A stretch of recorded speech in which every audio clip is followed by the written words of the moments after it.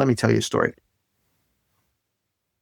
About, I don't know, 15 years ago, I was running a training company, and one of my clients, one of my students, was this guy called Patrick Comiskey, who runs a company called Krav Maga Ireland. And Patrick was telling me about his weekend training program, where he takes basically civilians with no fighting skills or anything like that, trains them for a weekend and turns them into people who can defend themselves in dangerous situations and get home safe. So it's like an urban self-defense course. Anyway, so I got really excited about this, and me and a bunch of my friends went to Ireland to go on his course. And it was amazing. Here's what was amazing about it. So this is, I don't know, maybe 2007, something like that. I was pretty overweight at the time and that sort of thing. But here's the thing, when I was a kid, right?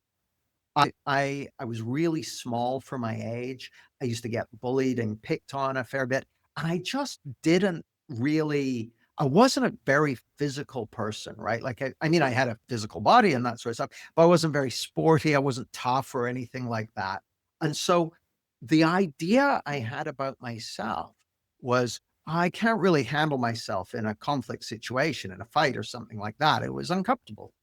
So anyway, I go on this training course. We have this amazing first day, right?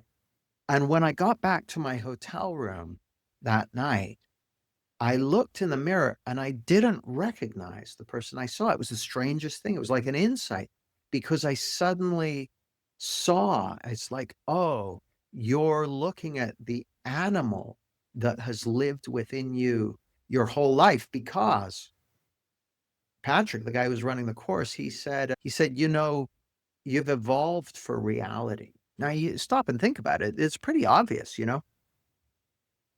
The fact that you're, sitting here watching and listening to this means not only do you have eyes and ears and that sort of thing, but it means that you've evolved from a long line of creatures, each of which managed to survive until breeding age and give rise to progeny who did the same thing. So each one of your ancestors, and you have literally millions of ancestors stretching back through history to the dawn of time, each one of your ancestors managed to survive till breeding age, hook up with someone at least once, and have an offspring that did the same thing. So this is the longest product development cycle in history, and you're at the leading edge of it.